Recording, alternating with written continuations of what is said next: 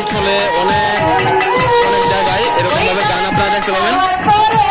যার ফলে হচ্ছে একটা গ্রামের ঐতিহ্যগুলো এরকম বাউল গান হয়তো আমরা ঢাকা শহরে পাই না, এভাবে গ্রাম অঞ্চলগুলো